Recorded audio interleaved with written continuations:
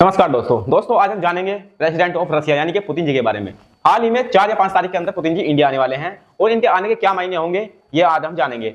तो दोस्तों अभी पीछे कुछ ही दिनों पहले हाल ही में एक समिट हुई थी चाइना, इंडिया और रशिया के बीच में। तो दोस्तों ये दोनों वैसे तो इंडिया के दुश्मन ही माने जाते हैं और दुश्मन है, कट्टर दुश्मन है, यानी कि चाइना से हमारा सीमा विवाद अक्सर चलता ही रहता है और अमेरिका हमारे ऊपर टैरिफ लादे हुए है, ये हम सभी जानते ही हैं। कहीं ना कहीं हम इन दोनों के एनिमी रहे हैं और रहेंगे। तो दोस्तों अब ये जो हमारे इंडिया में पुतिन जी आ रहे हैं इनमें क्या मायने हो सकते हैं, क्या ट्रेड डील हो सकती है। तो देखिए यहाँ पर जो स्क्रीन पर आप देख पा रहे हैं सुखोई 57 SU-57 है 57 5.5 जनरेशन का जहाज माना जाता है। ये एक लड़ाकू विमान है और इस विमान की खास बात यह है कि रडार की कंप्लीट पकड़ में नहीं आता है। ये नीचे और ऊंचाई यानी आसमान की ऊंचाइयों में और जमीन की गहराइयों में कहीं भी चल सकता है। और इसकी जो मेन खासियत बात है वो ये है कि ये न्यूक्लियर हेड यानी कि भारी से भारी वेपन्स को ले जाने में सक्षम होता है। तो दोस्तों हो सकता है कि इसके डील के बारे में पुतिन और मोदी जी कुछ आने वाले समय में कुछ सोचें, यानी कि इसकी जहां तक 99% डील पक्की कंफर्म मानी जा रही है। और इसके बाद में हम जानते हैं यहाँ पर देखिए S-400 के फिलहाल जो 4 जो यूनिट्स हैं ऑलरेडी इंडिया के अंदर तैनात हैं और लगी हुई हैं। तो दोस्तों यहाँ पर इसके बारे में हमने पहले भी शायद सेशन किया होगा, लेकिन वो आपने नहीं देखा होगा, जाकर देख लेना।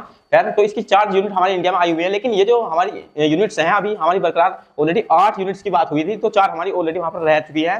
तो अब इसमें जो है क्या बदलाव होने की कुछ उम्मीद है। तो दोस्तों ये माना जा रहा है कि अब मोदी जी ने ये डिसीजन लिया है कि S-400 को ना लेकर के हम S-600 को लेते हैं, कुछ पैसा ज्यादा बढ़ा करके। जो हमारी 4 यूनिट्स रुकी हुई हैं उनका पैसा भी वहां पर ऑलरेडी जमा हुआ है और कुछ दे दिया जाएगा। तो अब ये S-600 को जो है कंप्लीटली परचेस करने के बारे में सोच रहे हैं। तो दोस्तों ये S-400 और S-600 का क्या सिस्टम है, विमान उड़ते हैं या फिर मिसाइलें होती है, न्यूक्लियर वेपन से हाइपरसोनिक मिसाइलें होती हैं, ये किसी भी प्रकार की A to Z मिसाइलों को मार करके ध्वस्त कर देता है। इस तरह समझ सकते हैं कि यानी कि यहाँ पर ये मिसाइल आ रही है और ये हमारा जो S-400 यहाँ पर तैनात हुआ है। तो ये क्या करता है, इसका एक रडार जो है इसको कंप्लीटली इसको जो है डिटेक्ट करता है कि यहाँ पर ये एक मिसाइल आ रही है। और दूसरा जो है जो लॉन्चर होता है, ये लॉन्चर इसको जो है मार करके गिरा देता है। तो दोस्तों इसकी जो रेंज होती है लगभग 400 किलोमीटर के अराउंडली होती है, लेकिन अब ये बढ़ करके 600 किलोमीटर होने वाली है।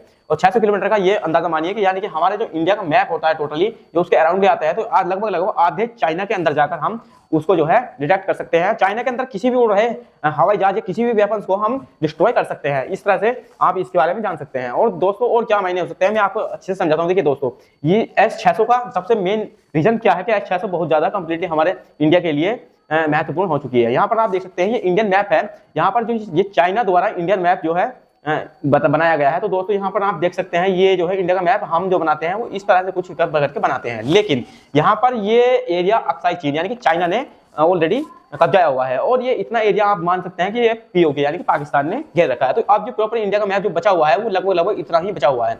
यहाँ पर इंडिया और पाकिस्तान जो है एक रास्ता बना रहे हैं जो कि इंडिया पाकिस्तान कॉरिडोर के नाम से जाना जाता है।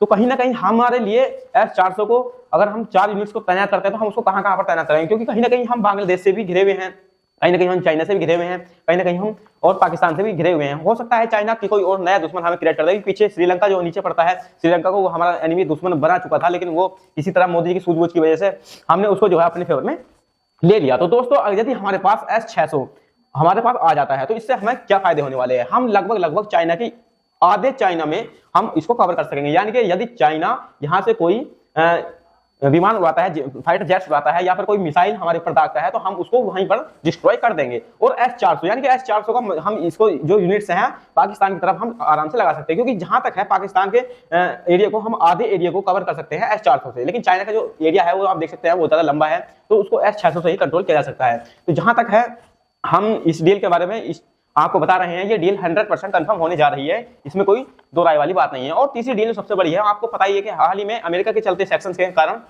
रशिया को हमारे इंडिया से तेल भेजना मुश्किल हो चुका था। यानी कि ऐसे मानिए कि रशिया और इंडिया के बीच में जो ऑयल सेक्शंस थे वो बहुत ज्यादा बढ़ा दिए गए थे, इस कारण इंडिया ने रशिया से तेल खरीदना बंद कर दिया था। लेकिन इस पर कुछ ना कुछ हो सकता है, यानी कि आने वाले समय में ये डील आगे बढ़ी जा सके, क्योंकि कुछ जो पहले प्रॉपर डॉक्यूमेंट्स रेडी है जो हाँ सिग्नेचर हुए हैं, तो लगभग 25 साल का जो एग्रीमेंट है वो अभी कहीं भी कंप्लीट नहीं दिखाई दे रहा है।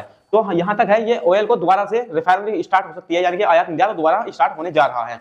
यहाँ पर हो सकता है क्योंकि अमेरिका ने कोई भी ऐसी कोई राहत नहीं दिखाई है।